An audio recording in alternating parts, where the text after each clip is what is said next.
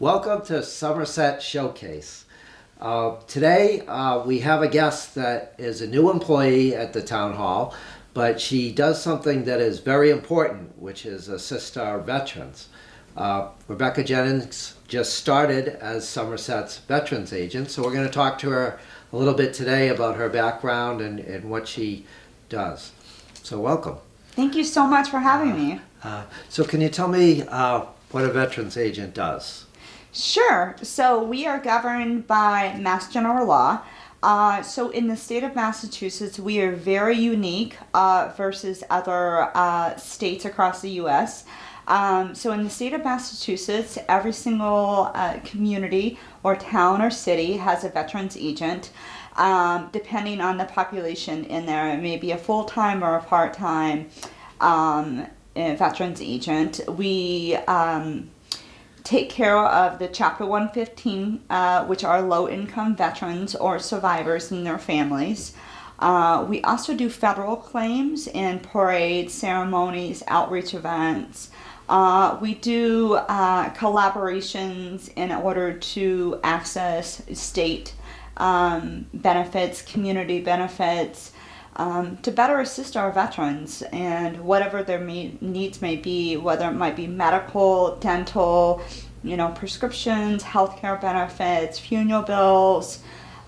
We kind of are a jack of all trades, and most veterans agents do have history working in social services, which is a big avenue, or human services, a big avenue of their background. And so it's a wonderful job and very, very rewarding. So, I also forgot to tell you, we're grave officers too. Okay. So your background, why don't we start with your military service first, because that's a requirement to be a veterans agent as well. Honorably discharged. You have to have active duty in the military. So I served a little over 3 years on active duty Army. I was in Air Defense Artillery, which I was a mechanic on the Patriot missile system. And so I was stationed at Fort Bliss, Texas. And my first overseas tour, and my only overseas tour, was actually stationed in Korea for a little over a year. Which we made sure our missiles were up and running at all times, because North Korea didn't always want to play nice with South Korea. So the site that we were on was a Suwon Rock Air Base, which we worked in collaboration with the South Korean soldiers, and they were phenomenal. I can't say enough great things about their culture, the way their food, everything, their military requirements for citizens, how they have to go at least 1 year into the military. So that was an eye-opening experience for someone that came from a very small town of a blink of an eye in Oklahoma. So that was wonderful. I met a lot of wonderful brothers and sisters in arms when I was stationed on active duty. I met my husband and we got married, and I went into the Texas National Guard, which I was a truck driver, which was interesting alone. Because here I am, this tiny little petite thing, 110 pounds, trying to drive these big, these trucks, which was very hilarious. I waited for my husband to get out of the service, worked on getting my degree. I went to several different colleges before I finished. And then he was from Boston, so this is where we landed and to raise our family, which we've been married for 23 years, and we have a 21-year-old and a 20-year-old. And then I had a break in service after 9/11 happened. My husband stayed in, and he got out after doing 22 years and was medically discharged. And then I went back in 2013, into the Rhode Island National Guard, which I was Human Resources. And then I transferred to Massachusetts Guard down at the Cape, as a Human Resources, and then I finished my time, and then I got out of the Guard. So a total of like 9 years. Do you have any other members of your family that have been in the military?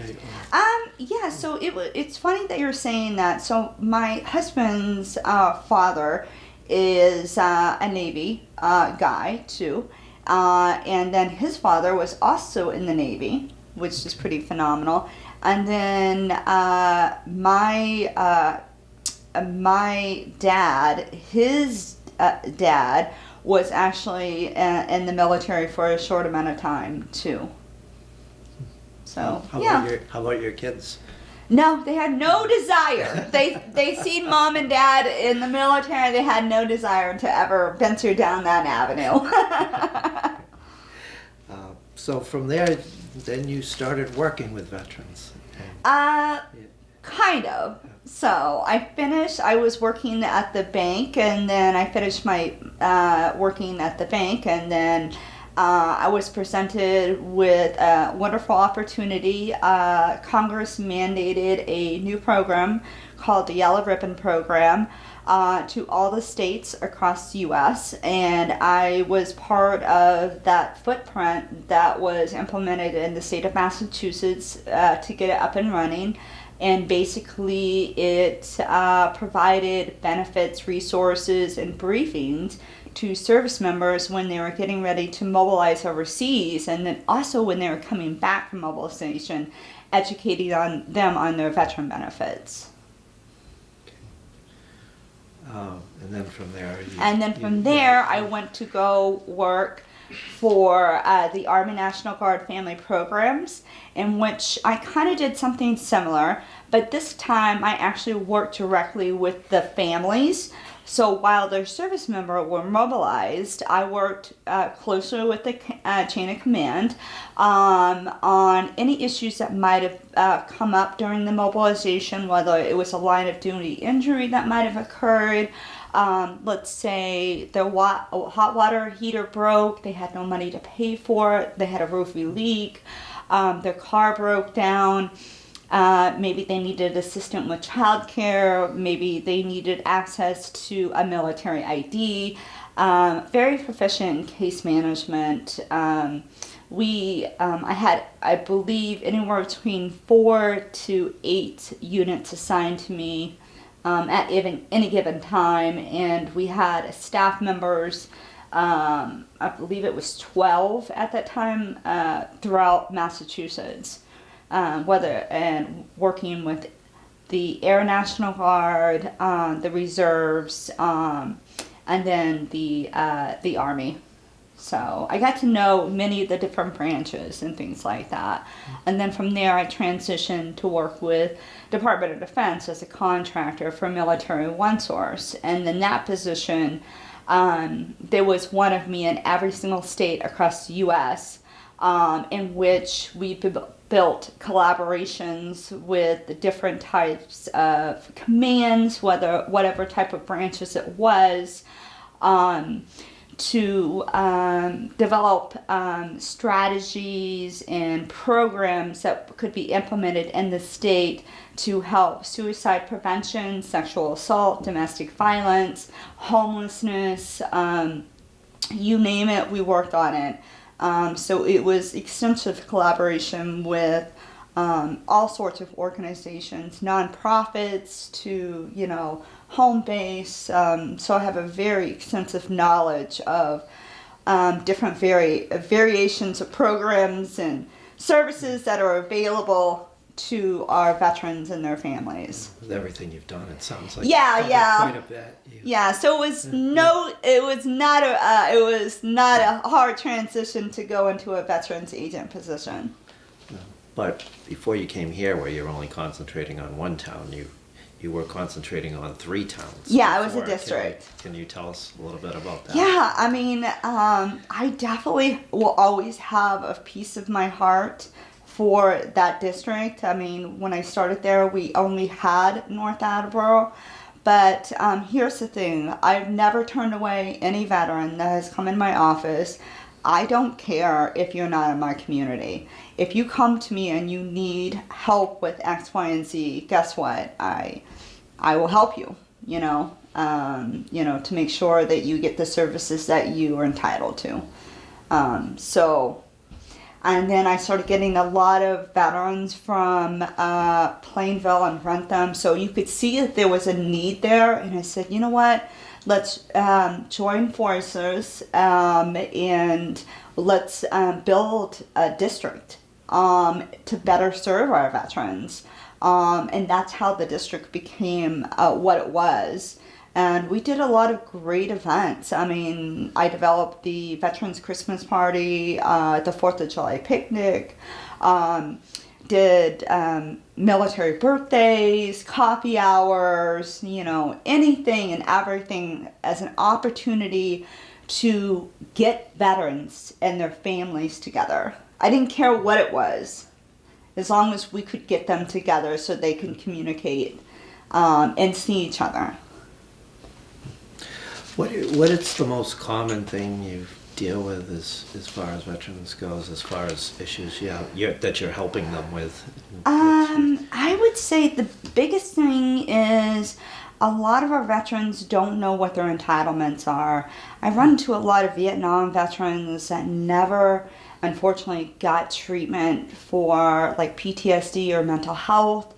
And maybe they're Purple Heart recipients and they never knew that they were entitled to go to the VA.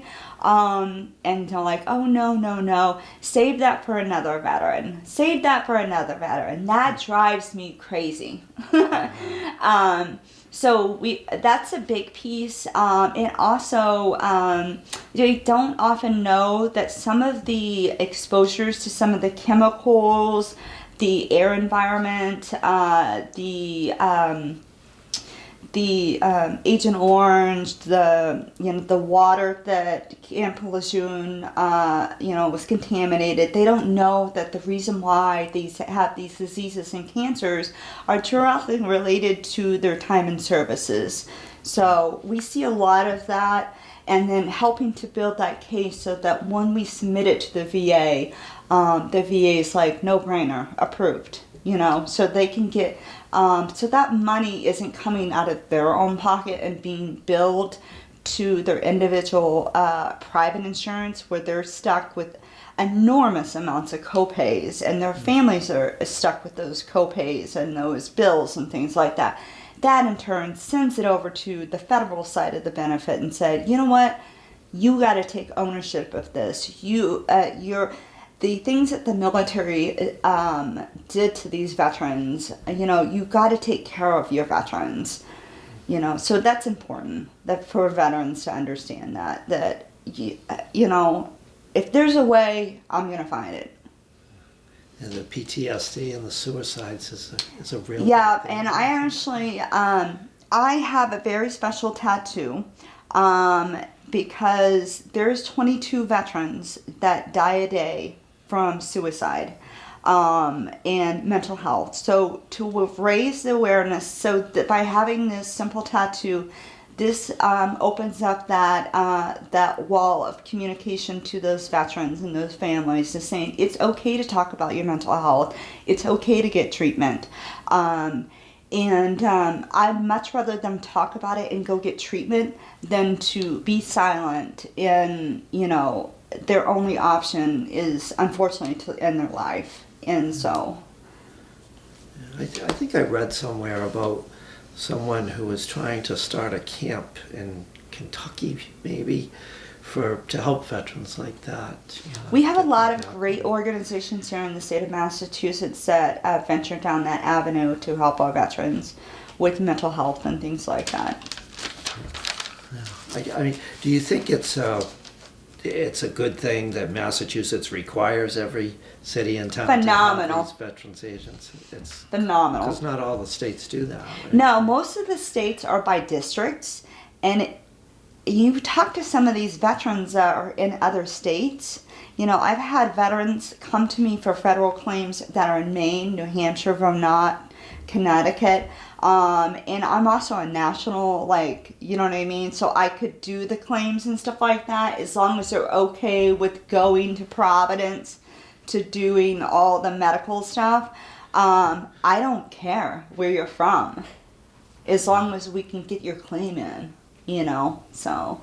And they're bombarded. I understand these veteran service officers in these other states because they're by district. That's insane. Yeah, because there's so many. I mean, how could you know what I mean? How could you give that one-on-one attention to that veteran? We have a lot of veterans in Somerset. Somerset, they never confirmed it, but they thought we had one of the highest percentages of veterans to go off to World War II in the country. A very large percentage of the town. I'll have to look into that. I actually do not know that answer. Yeah. There's some people around town who could tell you, but I don't think they were ever able to actually say we had the highest percentage. But the town had a big percentage, and I mean the other thing too is a lot of those veterans are getting older. The World War II and the Korean and even the Vietnam veterans are getting up there now. And I know a lot of the veterans organizations like the VFW, the Legions, the AMVETS, they don't have as easy a time getting the younger veterans involved. Is that something you... Yeah, it's extremely difficult, and this is what I often echo to every single veterans organization that I work with. You got to understand that this is the longest war we've ever been in, and it's not like all the other wars when they were mobilized for 1 year, 2 years. These folks were mobilized 6, 8 times. They're facing divorces. They're facing reoccurring injuries that they never got treatment for. They're facing mental health treatment issues that they never got treatment. So these issues are compounding and compounding and compounding.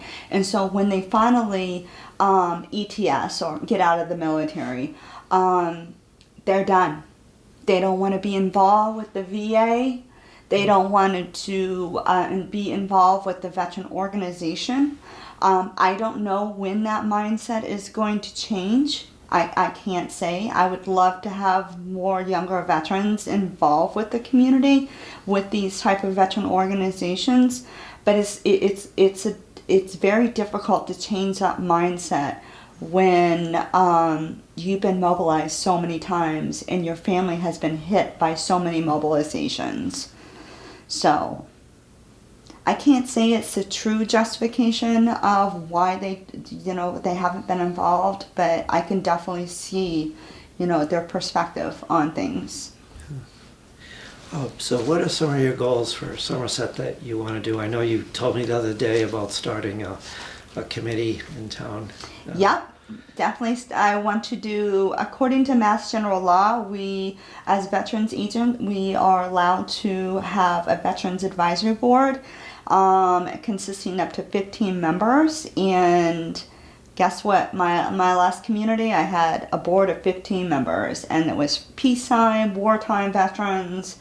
They were from different veteran organizations, and together we collaborated to do events, create events, do outreach, and it was just a phenomenal board, so that's once I get that board established, we can kind of go from there. I also met with the Fall River Veteran Service Officer yesterday, and Battleship Cove coordinator Megan yesterday. So we definitely want to start getting involved with those types of events too, and so our veterans could meet like other Gulf War veterans or other Korean or whatever it may be veterans. Yeah, I think the Vietnam Wall over there in Fall River has brought some of those people together as well. Yeah, absolutely. So I just I just have different things that I want to do, and I hope that the community is ready. And you'll have the Memorial Day parade coming up. Yeah, we are actually meeting with my with some folks next week. So, and then the invites will be coming out, and I'm assuming you guys will be videoing, and doing all that stuff. So, how about being a woman and being a veterans agent? Is that something you're proud of? I am. So when I first started, there wasn't a lot of female veteran agent. But that has changed 180 degrees in the last 5 years. It's phenomenal, because it used to be like a retiree veteran, in their 50s or 60s, and who like to do ceremonies, and that's not what it is. That's the avenue for the veterans agent position has changed dramatically in the last several years, and women are facing the same diseases, and actually even very different diseases, and opposed to their male counterpart during their service. And I also think by having a woman in a role such as this, it allows for veterans to feel a little bit at ease when they're coming to disclose information. Also, it definitely makes women veterans more at ease when they're coming to disclose maybe the trauma that they might have experienced in military, because it's very difficult sometimes. As much as the military definitely does all their training for sexual harassment training and things like that, it is still a huge piece in the military. And we do have a lot of, you hear it in the news, this woman became a ranger, she's now infantry, you hear that, and those women are breaking the barriers, which is wonderful, but there is still a lot of barriers that need to be broken, and it's no different in the veterans agent position. There's a lot of barriers that still are up, and they are slowly starting to fall. So it is phenomenal to watch.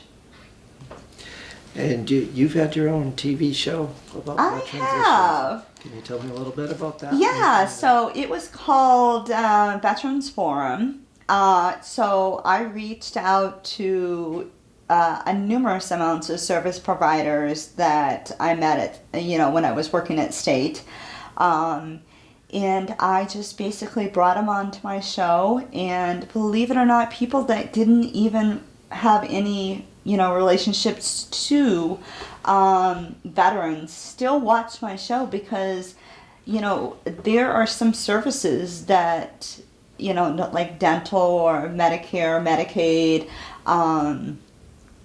prescription plans, things like that go across the border that apply to our, our older population.